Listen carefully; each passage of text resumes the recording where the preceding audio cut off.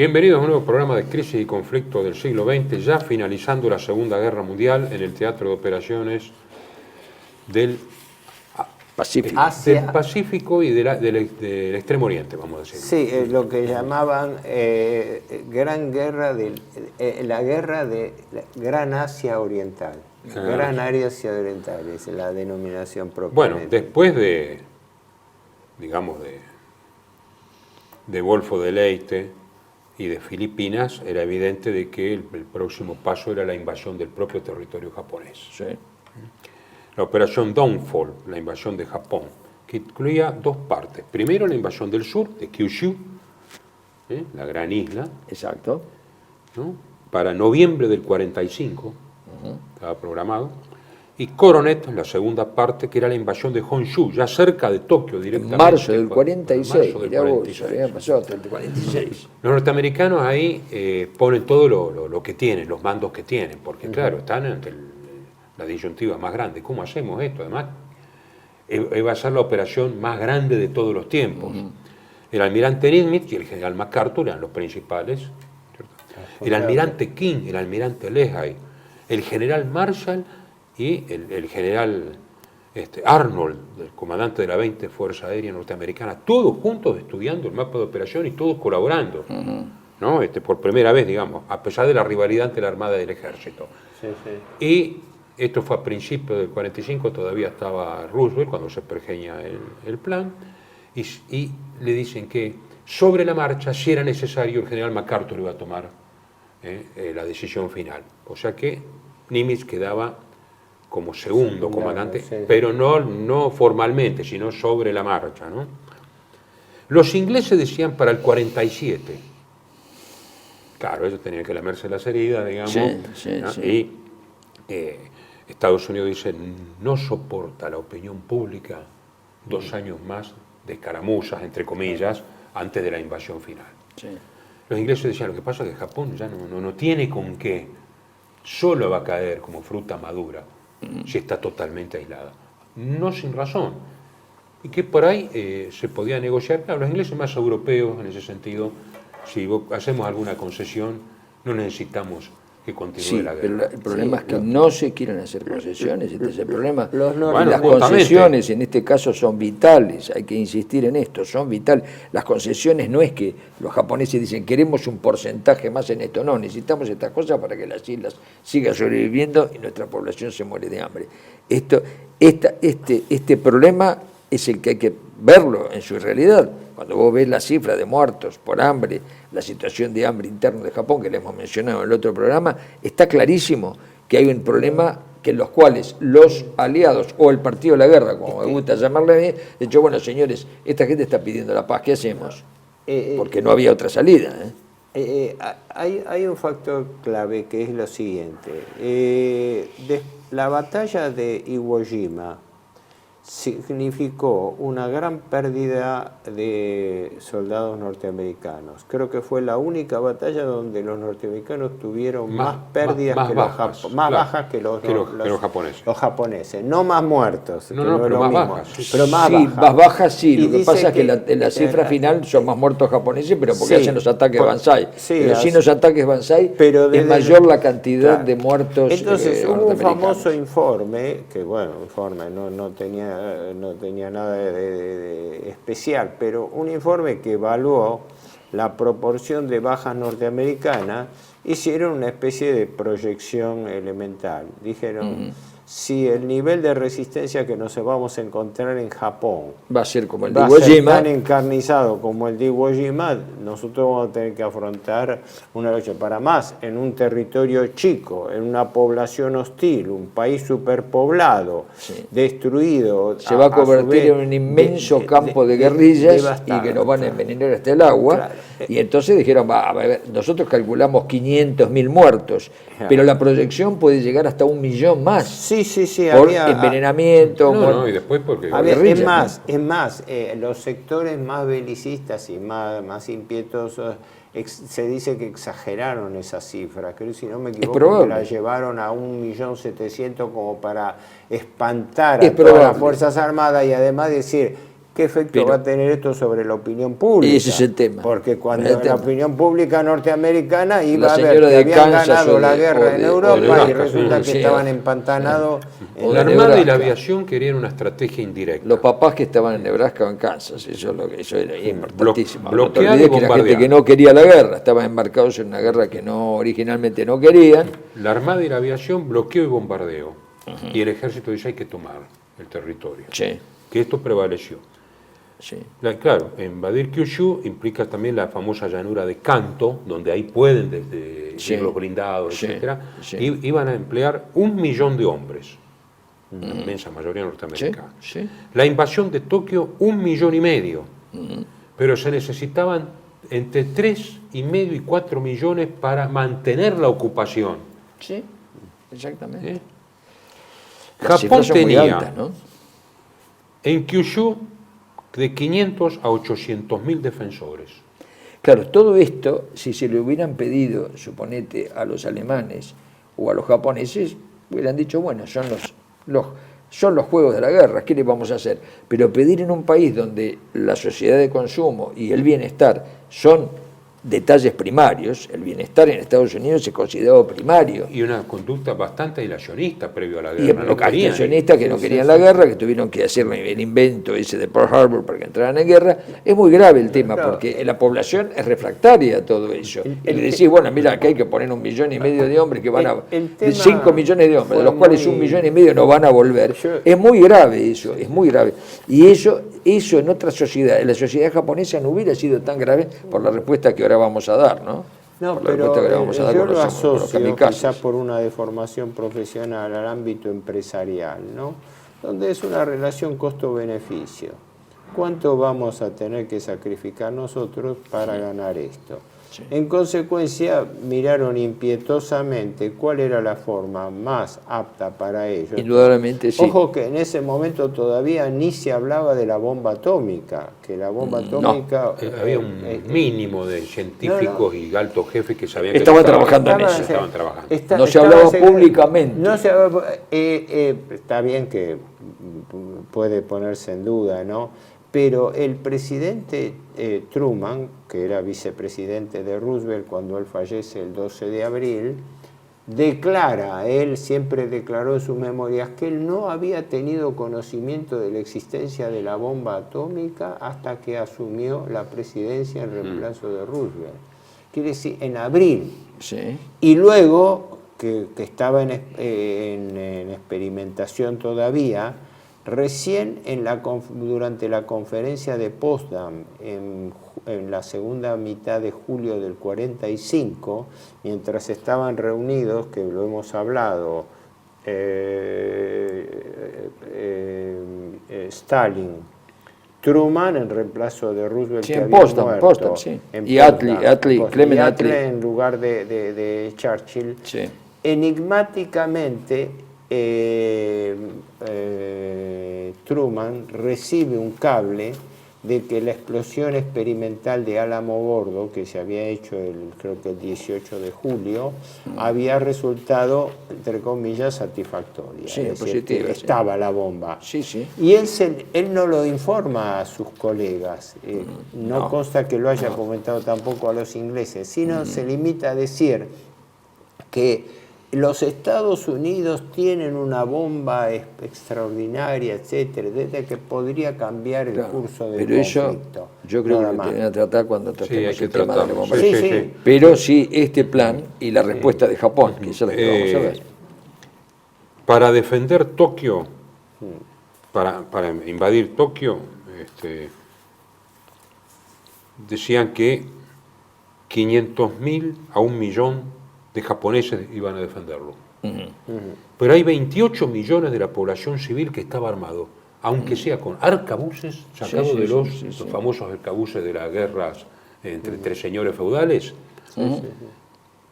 cuchillos, Armas bambú, improvisadas. Sí, bambú, bambú, sí, sí, sí. bambú, cuchillos tipo como las tacuaras nuestras, sí, digamos, sí, con sí, un sí. cuchillo atado. Exactamente. Los civiles armados, chicos desde los 15 hasta los 60 años, Sí, chicas de 17 a 45 años. sí. que armaban, digamos, una especie de fuerza de defensa nacional, Exactamente. en donde se aceptaba... Una especie de Volkstorm. Sí, se aceptaba entre una mezcla de resignación y de patriotismo, como un récord, digamos, pero estaban dispuestos a defender el territorio en acciones de guerrilla continuas. Las bajas estimadas por Estados Unidos, 400 a 800 mil muertos, con 5 a 10 millones de japoneses. Había 2 millones de soldados japoneses en la isla, 1 millón en el sudeste asiático y 1,5 millones de japoneses en China y Malasia. Quiere decir que le pasó lo mismo que a Alemania en la dispersión de fuerzas, que en Noruega había 400.000, en Balcanes, Curlandia, claro, sí. Es decir, Sí. pero había 2 millones de soldados en la isla. Para noviembre, Olimpia, que era la Olympic, ¿no? La primera, la de Kyushu, decía que había 250.000 bajas aliadas ya de entrada con la invasión. Para marzo del 46 en Coronet, que era Honshu y Hokkaido, 500.000 de bajas más. Y en 47 y 48 en la ocupación y rendición no se sabía cuántas bajas podían continuar con los grupos de defensa infiltrados, etc., ¿no? El plan de defensa japonés, el Ketsugo, Go es plan, ¿no? Caído Alemania, todos sabían que todo iba a ir contra Japón. Por supuesto. No solo los norteamericanos, los ingleses, el Commonwealth y muy probablemente la Unión Soviética, porque tenía un pacto de alianza. Sí. Así que en abril del 45 se llama a Estado Mayor la operación de defensa al Ketsugo luego de Okinawa. ¿Qué próximo paso los servicios de inteligencia japoneses muy atinadamente dicen? Bueno, van a invadir Kyushu y van a invadir en determinadas cabezas de playa, porque son las que realmente son operativas. Sí. El 16 ejército japonés en Kyushu tiene 2 ejércitos con 15 divisiones, 7 brigadas mixtas, 2 de defensa costera.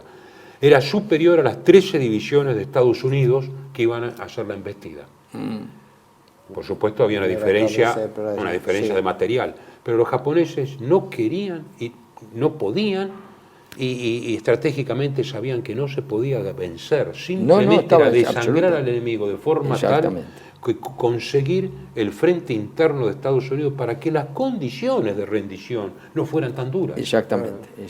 Una racionalidad total había en esto. Aún el partido de la guerra, digamos, aún en la opinión de guerra interna de Japón, de resistir hasta el final, contemplaba esto. Porque era una resistencia, no una victoria. La victoria estaba Japón, aunque descartada totalmente. Tiene poco valor práctico porque potencialmente estaba perdido, pero Japón todavía retenía espacios en el continente que era materia de negociación.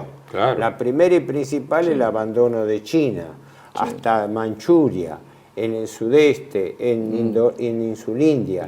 Los japoneses pensaban ilusoriamente que ellos tenían herramientas de negociación y para más las estaban pidiendo a través de la Unión Soviética, cuando Stalin ya se había comprometido en Potsdam que a los 3 meses iba a atacar a Japón. Pero hay otro detalle, es decir, esto era ilusorio, ¿por qué? Por la rendición incondicional, porque la rendición incondicional, antes de que hubiera empezado la guerra contra el Japón, Estados Unidos, unas condiciones que puso antes de Pearl Harbor, que tenían que retirarse absolutamente de China y de Manchuria, lo cual era imposible, ¿no es cierto? Sobre todo de Manchuria, no lo iban a hacer, le pidieron condiciones imposibles. A eso sumale la rendición incondicional. Evidentemente, es decir, evidentemente la respuesta que quedaba era la resistencia hasta que los aliados o el partido de la guerra aceptaran condiciones honorables. Esa era, no ganar. El soldado japonés que estaba muriendo en Marianas o estaba muriendo en las Islas Salomón y todo, moría con la conciencia de defender a su patria. Sí, claro. ¿no? Después lo vamos a ver nosotros, el general Kuribashi, que defendía Iwo Jima, la guarnición eran 21.000 hombres, y él les advierte, ninguno de ustedes va a volver vivo a su patria. Ustedes están acá para demorar el avance aliado. O sea, un concepto de heroísmo nacional poco entendible para nosotros los occidentales. Si no conocemos a Japón, sí. Sí, sí. El Japón de ese momento. Había 3 fases. Una, atacar a la flota de invasión en el mar.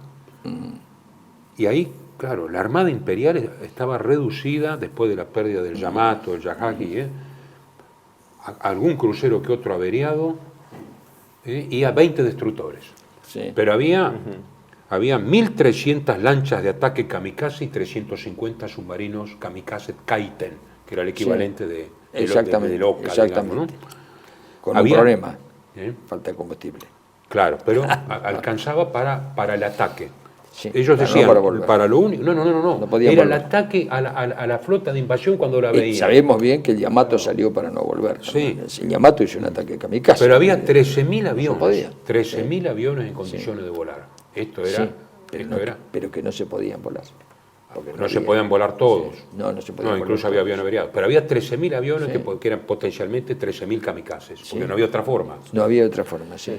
Después atacar y rechazar en la playa, pero faltaba suficientes piezas de artillería. Sí. La tropa no estaba tan entrenada. Sí. No se olviden que los norteamericanos las cabezas de playa las hacían con lo mejor que tenían, que eran los Marines, que venían de Guadalcanal, la división de Marines. Sí. Y la tercera fase, territorio adentro. Perdona, 3 fases importantísimas.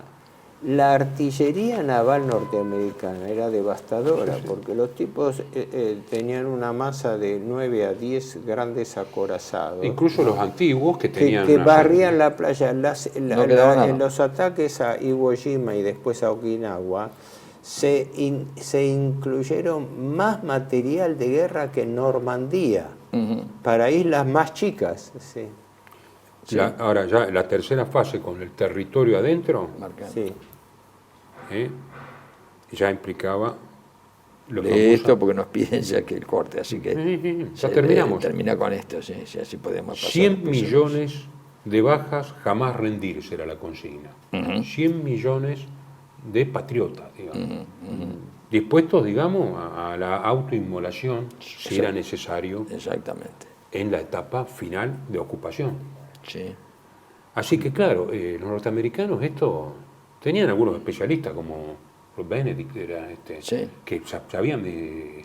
El emperador es un símbolo, hay una tradición... El libro ese de Ruth Benedict, que es norteamericana, es muy claro, el nombre es clarísimo, el crisantemo y la espada, que eso es lo que tendríamos que hablar ahora cuando hablemos de los kamikazes. Un detalle que no hemos mencionado, yo estaba buscando la fecha exacta, hubo una batalla frente a la bahía de Tokio, donde ya los norteamericanos, con dueños del aire y dueños de las rutas marítimas, se libró contra unidades que fueron en principio neutralizadas, pero el objeto no era un desembarco, era más una demostración de fuerza y además de prueba de resistencia japonesa.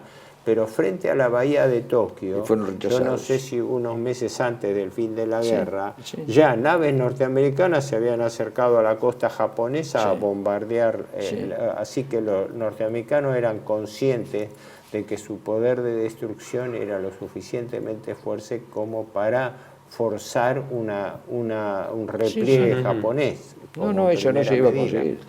Bueno, vamos a continuar entonces en el próximo bloque. Bienvenidos a CEPA, Centro de Estudios del Pensamiento Americano. Nuevo sitio web de cursos de formación en política, filosofía, historia, literatura, geopolítica, religión, psicología y más. Cursos de formación que reflejan el verdadero pensamiento americano. Lo invitamos a elegir el curso de su agrado ingresando en www.cepa.la.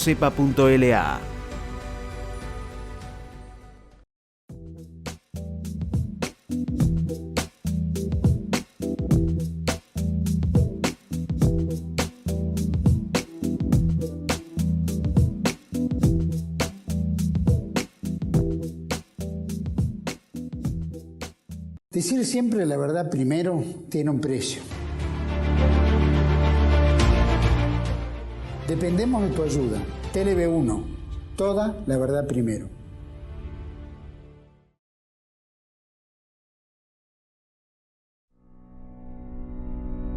TLV1 se complace en anunciar que estará transmitiendo en su canal TLV1 Clips valiosos programas emitidos antes de la censura sufrida. El lienzo prohibido, El revés del derecho, Combates por nuestra historia, Disenso, Historias de Malvinas, entre otros que podrán encontrar en este enlace.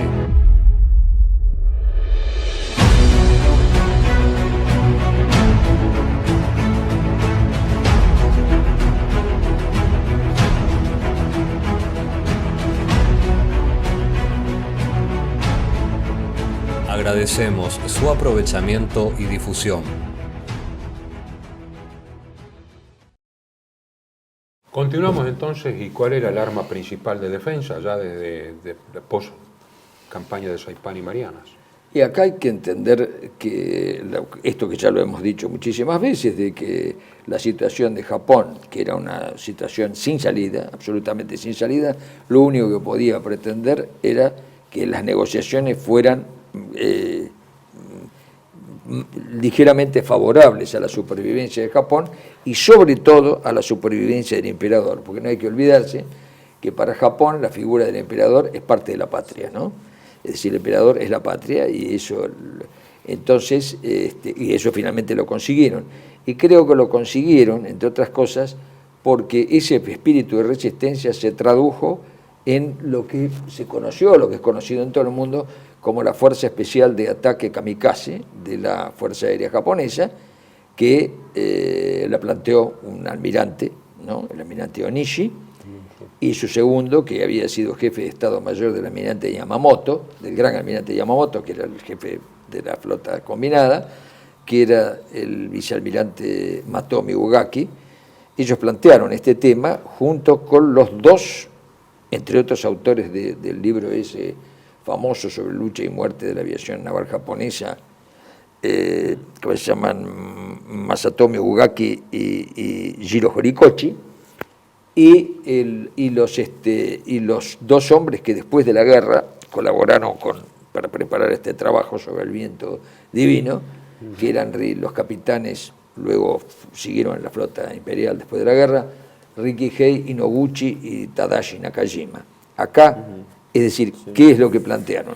Bueno, evidentemente no tenemos los elementos suficientes como para derrotar a los portaaviones norteamericanos.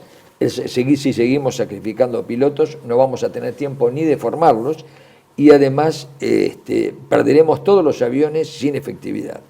El almirante Nishimura, que era el comandante del almirante Kurita en Filipinas, lo planteó, pero en la localidad de Mabalacat, en la isla de Cebú, el almirante Onishi propuso que lo que voluntariamente se había hecho, que lo habían hecho ya algunos pilotos que no podían volver, se estrellaban contra la fuerza, que eso fuera sistematizado. Preguntó, primero empezó por la base de Mabalacat, que es la que tenía que enfrentar al enemigo y defender la flota del almirante Kurita, si estaban dispuestos, cuánta gente dispuesta estaba. Bueno, la respuesta fue el 100%, no hubo disidencia. Todos se ofrecieron como voluntarios. Ahora, ¿cómo se entiende esto? Yo creo que una de las formas de entenderla es conocer el alma profunda de Japón. Los japoneses tienen una palabra que es kokoro. Kokoro quiere decir corazón, pero también quiere decir vida interior. Son las dos cosas, ¿no? Quiere decir vida interior y corazón. Allí eso está ligado al tema de los ancestros, donde algo que para nosotros es de sentido común, pero no lo planteamos, el tema de los ancestros es que en nosotros viven las células de nuestros más remotos antepasados. Entonces, para ellos es un culto religioso eso, por eso la figura sagrada del emperador. Estas cosas son inseparables en Japón. Entonces, ¿cómo se llama? Ese culto, el kokoro, tiene en la parte guerrera, porque tiene una parte espiritual y poética, en la parte guerrera, el famoso código de los samuráis, el Hagakure, el código de Harakure, dentro de la doctrina del Bushido, porque Bushido quiere decir, Bushi es guerrero y Do camino, el camino del guerrero. Eso está incorporado a todas las Fuerzas Armadas japonesas, pero en momentos de emergencia el Bushido exige por el Hagakure el sacrificio de la vida. Esto en el código de honor, no es legal, no es obligatorio, pero es el código de honor. El Hagakure Nyumon, o sea, el código, dice que el hombre tiene que morir.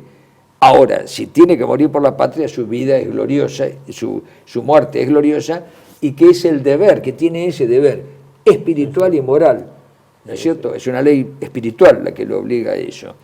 En ese espíritu se pidieron kamikazes. Bueno, la cantidad de voluntarios superó todo lo imaginado y por imaginar. Prácticamente todos se ofrecían de voluntarios. Y lo que es curioso es que uno dice, bueno, los guerreros o los suboficiales se convertían en oficiales y se ofrecían, pero la oferta superó absolutamente la demanda. ¿Por qué?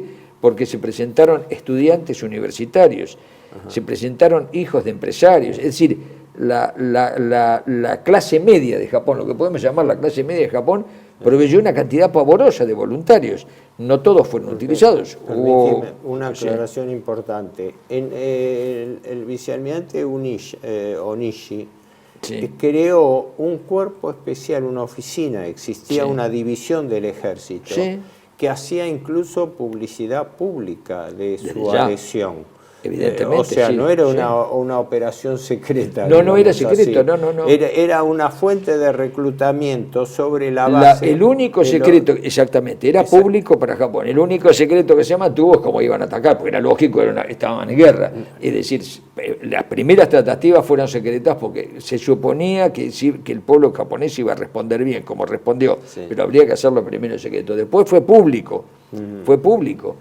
Y hubo filmaciones y demás, ¿no? Hubo una cuestión de orden cultural, fundamentalmente el honor japonés, y hubo también una razón de orden práctico. Esto aparece, el debut de los kamikazes se produce durante la batalla de Leyte, exactamente el 25 de octubre del año 44. Había habido actos individuales y numerosos. Si lo permitís brevemente, el primer acto fue en Nueva Guinea en octubre del 43. Botes de asalto que atacaron al enemigo en el río Song. Después de tomar el saque, graciosamente presentamos al comandante divisional, Urra al emperador, y tuvimos la determinación de morir, y ese mismo día una unidad entera de un bote de asalto, barco de asalto, ¿no? Eso es lo que tiene en cuenta Onishi cuando plantea este tema. Onishi tiene en cuenta esto. Ya a mediados del 43 muchos de la Marina parece que fue la idea, con unidades chicas, incluso empiezan con los submarinos a diseñarlos ya a mediados del 43. Pero ojo, yo lo que leí es lo siguiente. Pero no estaba sistematizado. Previo al desembarco norteamericano en Filipinas, Onishi y el Estado Mayor japonés, conscientes de que tenían que demorar de alguna manera desesperada el avance norteamericano, es el que se dice tiene la idea de los Tokotai, porque en realidad nosotros llamamos kamikaze, que quiere decir viento divino, que es una versión poética que hace referencia al viento divino. De cualquier manera la fuerza llamada Fuerza Especial de Ataque Kamikaze. Tokotai es el ataque concreto. Por eso. Tokotai quiere decir piloto suicida. Piloto suicida. Y ellos en japonés no usan la palabra kamikaze, usan Tokotai, ¿no? Y eran fundamentalmente voluntarios de aviones de caza cero que llevaban una bomba de 250 kilos, ¿no? Y cuya finalidad, según estaba planificado, Onishi es el que lo sistematiza antes de la batalla de Leyte por dos razones. Una, ya la hemos dicho, el honor japonés, la idea de la defensa a ultranza de la patria por la muerte. Y la otra era de orden práctico. Las bajas japonesas eran tan altas que llega un punto de indiferencia donde enviar pilotos con mala preparación al ataque era lo mismo que decir mandarlos al suicidio. Esa es la idea de Onishi, esa es la idea que él transmite al Estado Mayor, y esa es la idea que se acepta. Exacto. Esa idea se acepta. Porque es muy simple, lo hemos dicho ya. Es decir, los pilotos iban y a veces no podían llegar por la presencia de los Hellcat, los aviones Grumman y demás, que superaban al cero, no podían llegar a los objetivos. Ante esa situación decidieron poner casas que acompañaran a los que iban a sacrificar sus objetivos, que eran los kamikazes o Tokutai. Casas escolta de los que iban. Exactamente, de los que iban. Y apareció también el otro, que es el complemento de kamikaze, aunque no respondía al piloto de esa manera, que eran las bombas Oka, que los norteamericanos la llamaban vaca, una bomba, tontos, porque era una bomba pilotada para arrojarse. Eso era otra forma, no solamente el avión que se arrojaba sobre los portaaviones o sobre los barcos norteamericanos, sino la bomba tripulada, la bomba Oka, era una bomba tripulada. Esa operación se la llamaba, creo que Trueno del Cielo, ¿no? Una cosa así, sí. Trueno del Cielo, no me acuerdo el nombre japonés. El aspecto práctico está en lo siguiente. Pero el avión que llevaba las operaciones una carga de 250 kilos, pero ahorraba peso de combustible, porque llevaba combustible solo para la ida. Claro, por supuesto. Para el ataque. Y las directivas efectivamente eran prioritariamente estrellarse contra la cubierta de los portaaviones. Y más específicamente sobre los ascensores de elevación, donde, claro, los aviones se guardan en la parte de abajo, y de tal manera de neutralizarlo. Y el objetivo declarado, que fue discutido, según se dice por iniciativa de Onishi, fue esa: la forma desesperada de retrasar el avance hacia Japón. Lo que hemos dicho, el tema no es hundir el barco, sino inutilizarlo. Inutilizarlo. Es decir, frenar el ataque sobre Japón, no conseguir una victoria. La palabra victoria está desterrada del vocabulario, tanto de los que atacan como kamikazes, como los que atacan como bomba Oka. Es decir, la palabra victoria la victoria es frenar la flota enemiga, y a la larga el objetivo político, el de Onishi, el de Bugaki y demás, es conseguir condiciones más favorables y no la derrota, y no ¿cómo se llama? La rendición incondicional. Esta condición, esto es fundamental entenderlo, es con ese espíritu que lo hacen. Pero ese espíritu no se hubiera logrado en otros lados, porque no existiría eso que hemos llamado Kagakure o el Bushido. Sin eso sería imposible. Si me permitís, aquí este libro es de lo más completo, ¿no? Sobre la mentalidad y las operaciones de los kamikazes. ¿Qué libro es?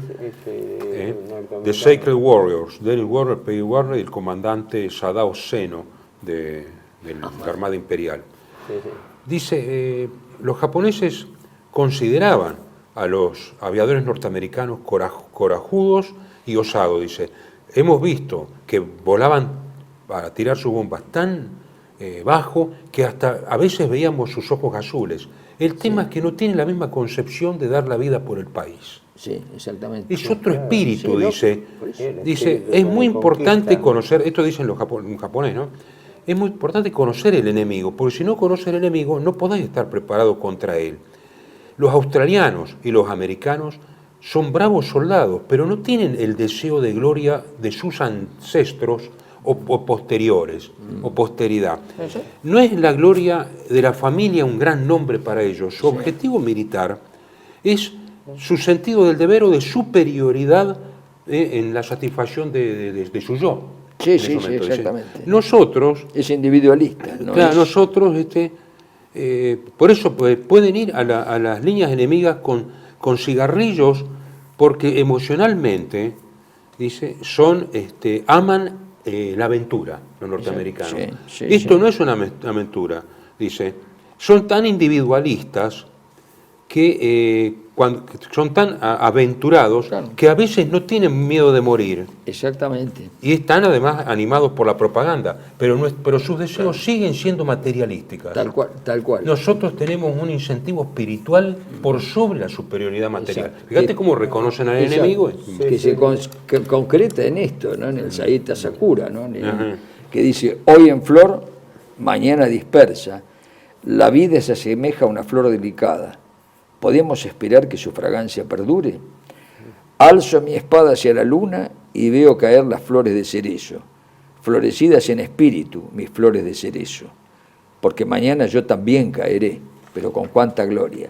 Esto, evidentemente, es un don de entrega total. Acá no hay un yo, nada. Es decir, ese don, y otro sentido de patriotismo, porque el patriotismo puede ser individual y aventurado. Acá es por eso, la distinción es que en un lado hay un patriotismo occidental, que nosotros lo consideramos racional y demás, y en el otro hay un patriotismo sacro, que en Occidente se ha perdido hace siglos. En Occidente existió en su momento la defensa del imperio y demás, pero esto es un patriotismo sacro. Si uno no tiene en cuenta el tema sagrado, acá no se entiende, porque dicen, no, estaban locos. No, de locos no tenían nada, porque prueba está que los kamikazes que no murieron porque no encontraron el objetivo y volvían, no eran suicidas, que decíamos, no vuelvo, no, volvían. Y muchos que volvieron, entre ellos estos dos, Tadashi Nakajima y Tadashi Nakajima, Rikihei Noguchi y Tadashi Nakajima, estos dos, que no solo integraron la fuerza, sino que fueron voluntarios, pero bueno, tuvieron que,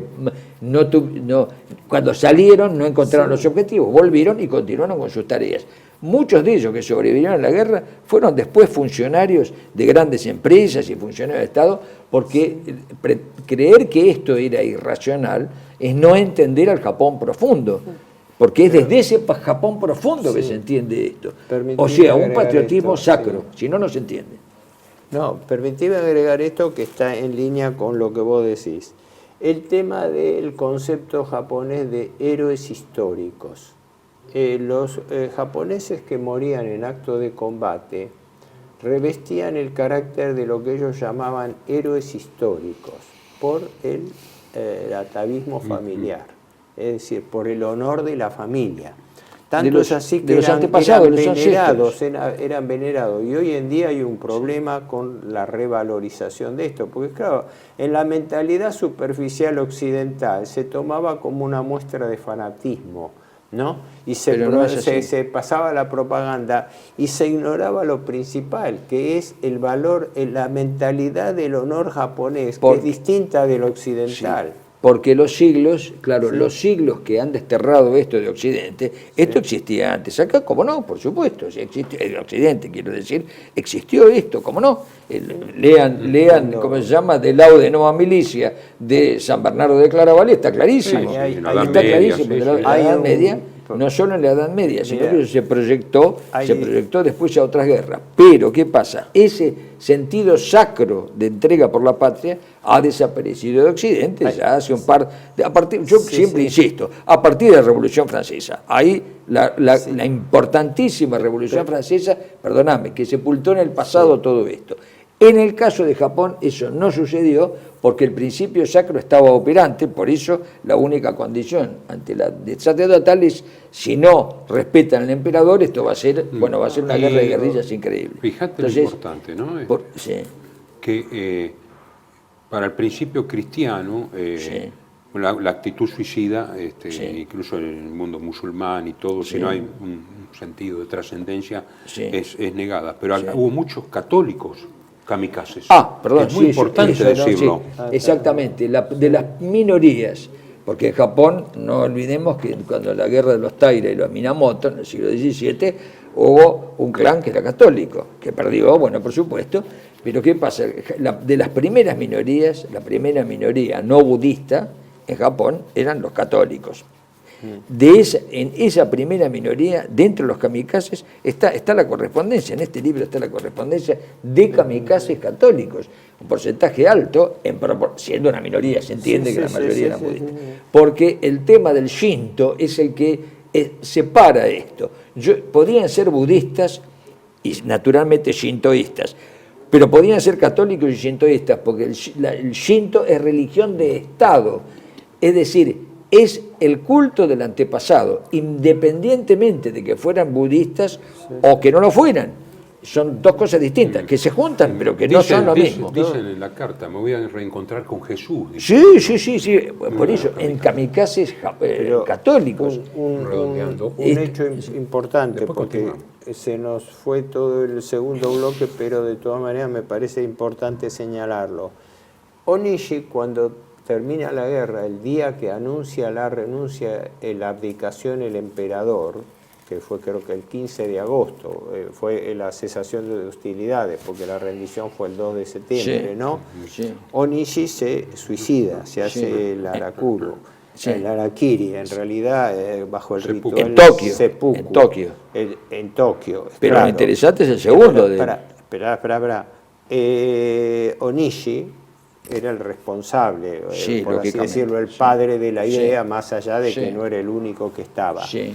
Él, cuando el emperador toma la decisión de abdicar, él, creo que esa misma noche, no espera nada, anuncia a su subordinado, no solamente se hace el harakiri, sino que lo hace bajo el ritual seppuku, que es un ritual más cruel todavía. Sin que le corten la cabeza, sin permitir que le corten la cabeza. No, impide que tenga asistencia, así que tardó como 10, 11 horas en morir. Pero ¿qué ocurre? ¿Cuál es el sentido de eso? De que el superior comparte el destino de su subordinado. Durante la guerra se estima que murieron unos 2.500 kamikazes. Bueno, esto que yo leí, es lo que dejó en su escritorio antes de morir el almirante Onishi, que no pudo participar en una operación kamikaze porque estaba en Tokio por cuestiones funcionales. Pero sí lo hizo en su segundo lugar el vicealmirante Matome Ugaki, que era su segundo jefe, de kamikaze, que sí salió después de la rendición y aclaró que él había tomado esa decisión y que iba a desobedecer por primera, única y última vez en su vida una orden del emperador. Lo curioso fue que se le plegó toda la agrupación y agotaron los aviones que tenían con combustible, porque otros no podían salir porque no había combustible, e inclusive hay una escena conmovedora, porque Ugaki dijo, después de decir que no iba a obedecer la orden del emperador por primera y única vez en su vida, y que lo iba a pagar con su vida esa desobediencia, lo acompañó hasta el mecánico, porque había un mecánico que había sido el mecánico que estaba ¿cómo se llama? En Okinawa, esto fue en Okinawa, en la defensa de Okinawa, había dicho que él quería salir, pero lo necesitaban como mecánico, y cuando le propuso eso, Ugaki le dijo que el futuro de Japón lo iba a necesitar, y le dijo, usted no me puede negar una muerte honorable, y Ugaki lo hizo subir al avión, es decir, el mecánico también. En realidad hasta el último avión, en que a veces iban varios adentro del avión, porque ese holocausto es el que ¿cómo se justificaba esto? Se justificaba en la entrega del alma del hombre para el futuro de la patria.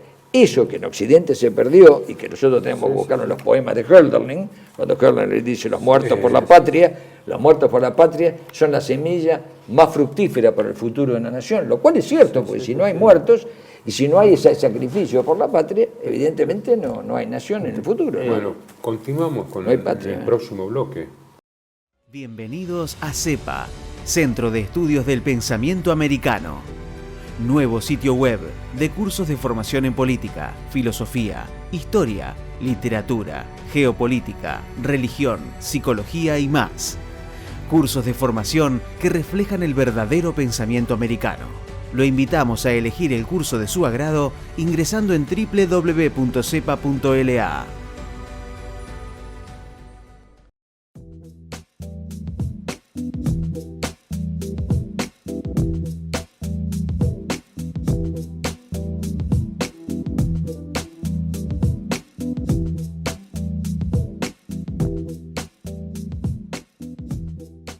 Decir siempre la verdad primero tiene un precio. Dependemos de tu ayuda. TLB1. Toda la verdad primero.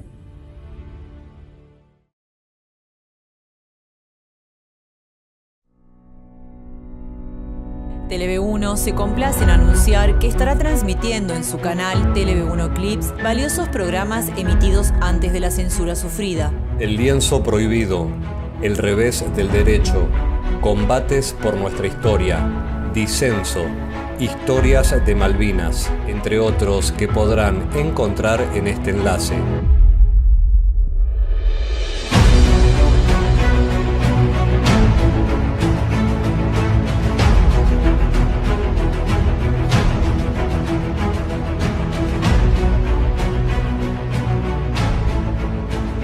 agradecemos su aprovechamiento y difusión.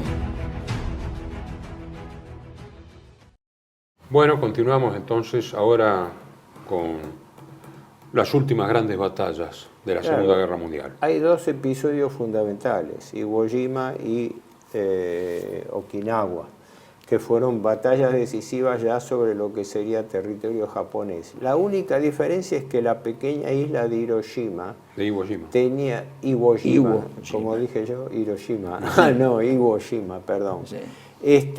Iwo Jima tenía la ventaja de ser un puesto de avanzada que sobre todo cumplía funciones de contralor, aparte de defensa anticipada, de los vuelos norteamericanos hacia Japón.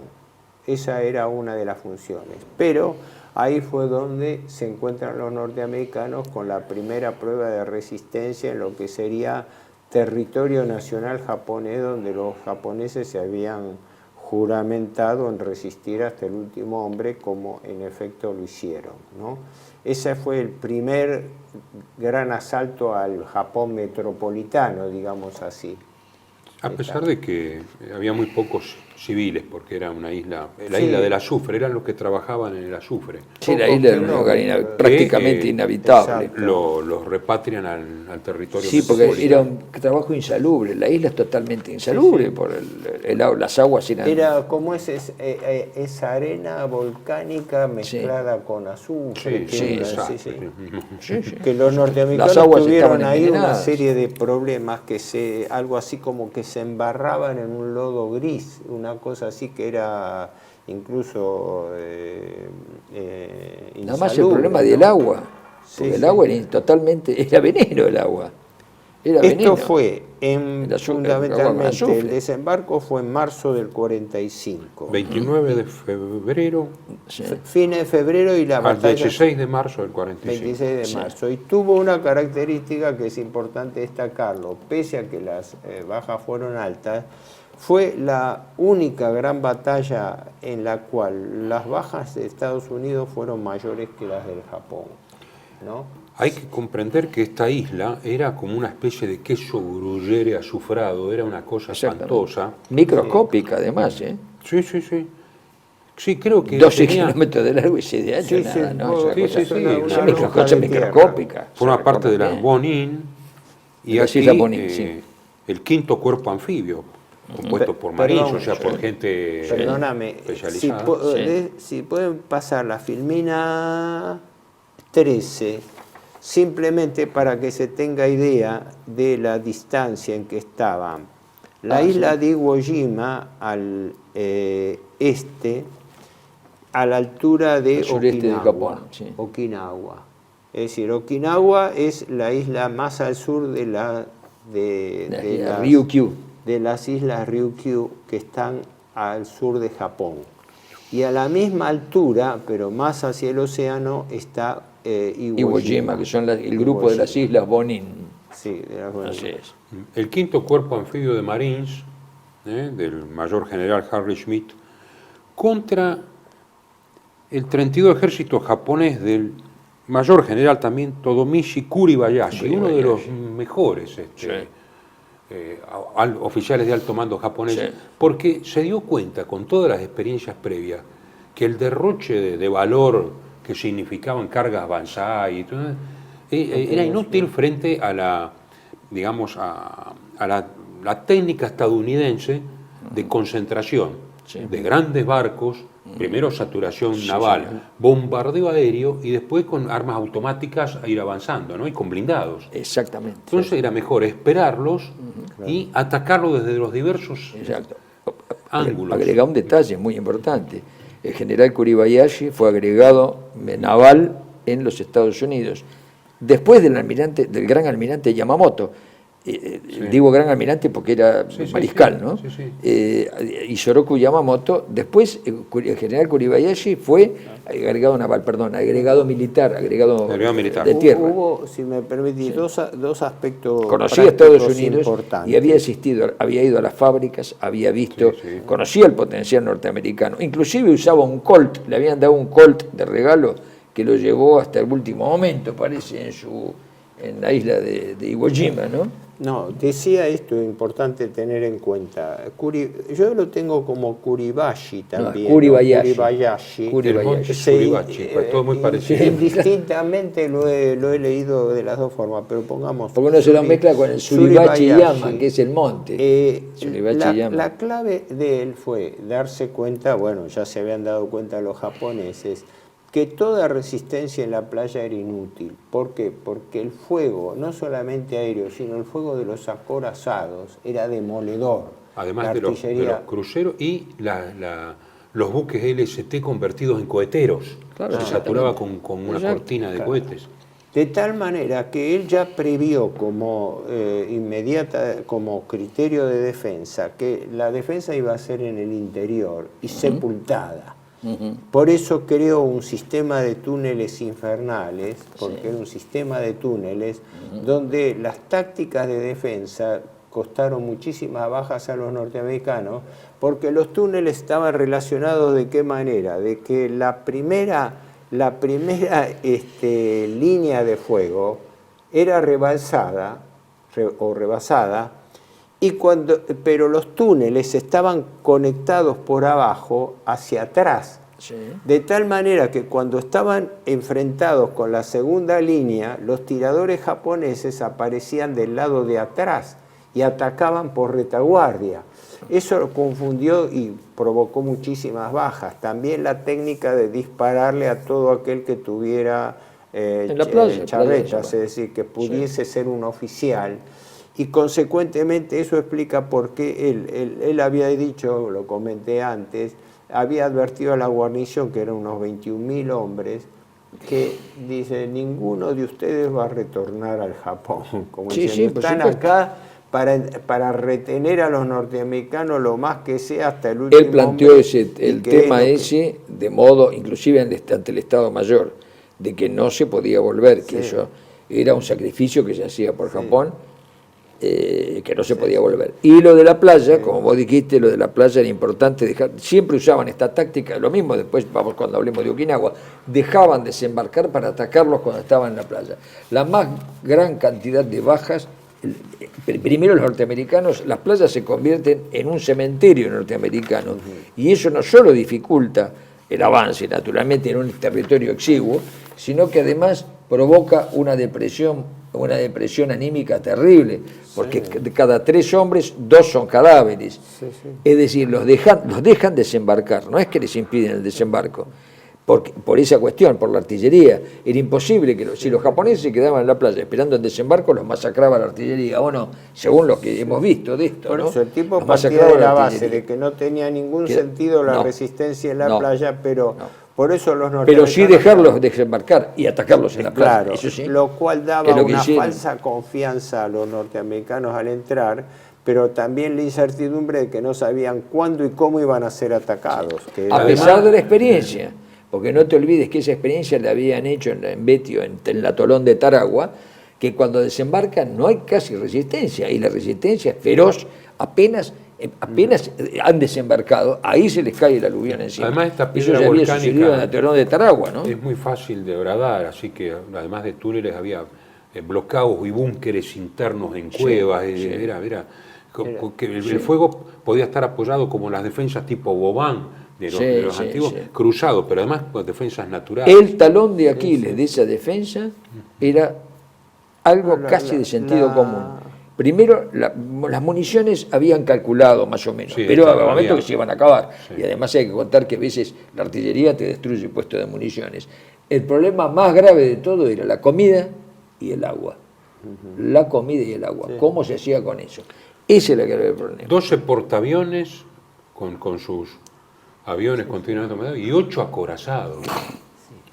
Más que 500 más que la isla, más que Normandía. 70.000 marines, que eran la segunda y la sexta división, lo mejor que tenían. Sí, pero ¿sobre qué superficie? Ten en cuenta la superficie. La superficie era la 8 kilómetros por 4. Por eso, supera la isla. Supera la isla. Es como una perita, ¿no?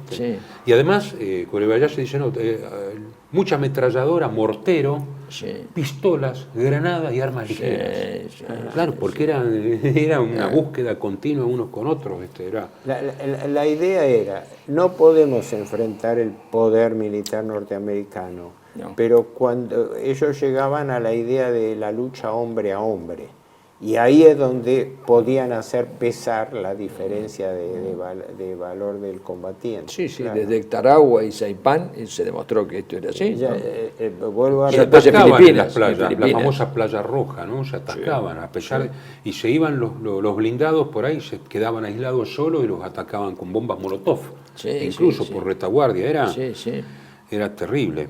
Lo que pasa que es cierto, ¿no? Por superioridad técnica iban avanzando, lanzallamas, ataques de satura, carga de demolición, con un gran costo, pero iban tomando el famoso monte Suribachi, que era un queso agujereado defendido por Suribachi y Yama. Suribachi era en realidad un volcán apagado, era un volcán apagado, pero por eso la lava, la ceniza volcánica que ubicaba todo, pero además se respiraba eso. Terminó convertido en el monumento a los Marines.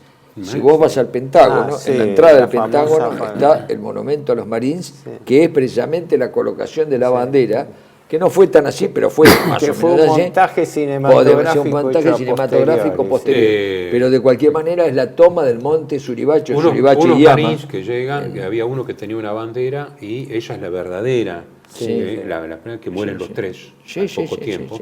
Y después los hacen, tal Rosenthal lo hace, lo filma para la foto, como la bandera de Reichstag también, la de los soviéticos. Pero vos vas, dicen que los soviéticos hicieron ese montaje copiando para tener su bandera réplica. Como el monumento a los Marines en el Pentágono, que es el más grande que hay, que tiene todas las placas, hasta de Granada, la Sur, le van agregando placas de acuerdo a las campañas. Supongo que ahora tendrá de Irak y de Afganistán, me imagino que sí.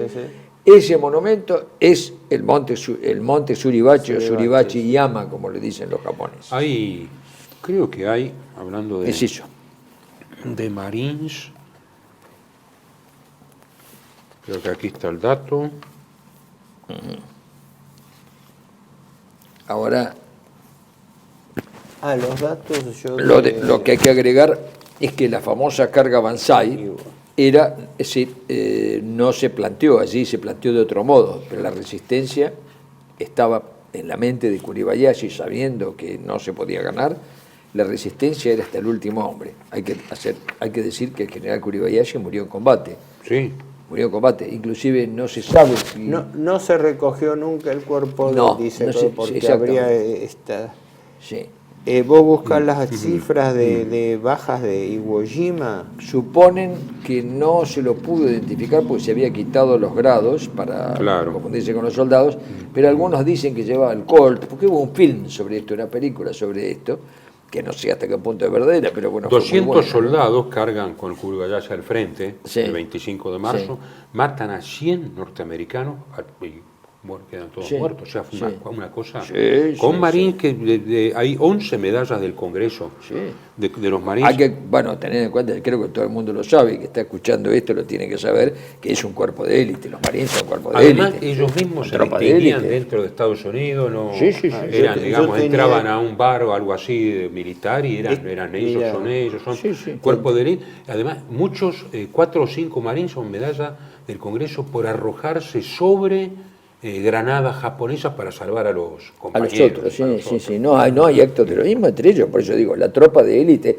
es la creme de la tropa de élite americana. Y para enfrentarse más que los Rangers. Más que los Rangers. No tengo acá las cifras exactas, lo que sí es que la proporción... Y como cuerpo más que los comandos son... Aquí la cifra que tengo es... Más que los Rangers. Acá está.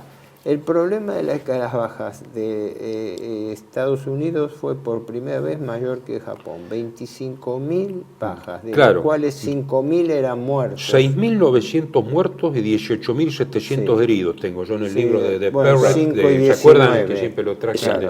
Está claro.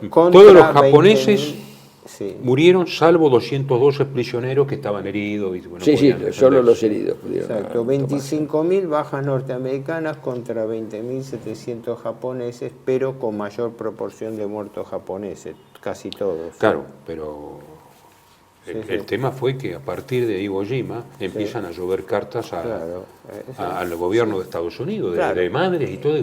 ¿Vale la pena esto? Porque, ojo, están los críticos que dicen que Iwo Jima no era estratégicamente tan importante, porque dice que ellos dicen los B-29 podían repostar, o si estaban averiados podían ir, y se anuló la estación de alerta temprana de radar. Es que ya a esta altura del partido los B-29 iban hacían lo que hablando, querían. No era necesario, porque los B-29 ya operaban desde las Marianas. Sí, pero operaban además y de Filipinas podían operar tranquilamente. Sí. Eso lo he leído también, que se dice que fue no digo una batalla totalmente inútil, pero haberse empeñado con ese número de bajas en un teatro. Sí, es raro que no lo hayan aislado. Yo nunca me pude interrogar, nunca pude responder. Porque Okinawa ya es Kyushu. Okinawa ya es Kyushu. Okinawa es Kyushu, pero ¿por qué Iwo Jima simplemente con aislarlo? Si con agua y comida se iban a morir. Pero si el agua era intomable, tenían que tener el agua potable, porque la de allí no era potable, con que se les consumiera el agua, morían de inanición y de sed. Esto es así, ¿no es cierto? No se puede tomar agua de mar, de manera tal que haber esperado un mes. ¿Por qué no hicieron eso? Eso es lo que no sé. ¿Por qué ese apuro? Ahora, a veces yo creo que hay cuestiones de algún mal tomando, que creo que la Armada es la que insiste. Pero hay que ver otra cosa, Horacio. ¿Qué opinaba el think tank de ese momento? Que era, ¿cómo se llama?, el que mandaba Harry Hopkins. Es decir, lo que hoy le llaman Deep State, el Estado Profundo. ¿Qué opinaba ese Estado Profundo? Porque no hay que olvidarse que no era Roosevelt, ni mucho menos Truman quien tomaba las decisiones. Un detalle importante. Esa es la diferencia con Rusia, con Inglaterra, con Alemania y con Italia, que eran los jefes de Estado los que tomaban las decisiones. En Estados Unidos no. Hay quienes han censurado que Iwo Jima fue magnificado deliberadamente en el momento de la bomba atómica para hacer cálculos exagerados de las víctimas norteamericanas para demostrar que era más rentable tirar la bomba atómica por la proporción. Y tomaron como ejemplo Hiroshima, Iwo Jima. Y más aún Okinawa, 120.000 combatientes. Okinawa fue una batalla más grande, dijeron si seguimos así, si tenemos varios Okinawa y Iwo Jima, usaron eso. Después de Iwo Jima vino Okinawa, ahora no vamos y largar esa opinión en ese momento no era un disparate. Ya redondeamos. Entonces la próxima quedamos vez así. Okinawa y la campaña ahora de nos Manchuria. queda la invasión del Japón metropolitano, que iba a empezar por las islas del sur, las islas Ryukyu, la última de las cuales, la más importante, es Okinawa, y que ese va a ser, el motivo del próximo programa. La invasión soviética de Manchuria. Sí, aunque se produjo después de las bombas atómicas. Pero después vamos a ver el proyecto Manhattan de bomba atómica. Un programa especial para Manhattan también, pero las discusiones, hubo muchas discusiones. Bueno, será entonces hasta el próximo programa.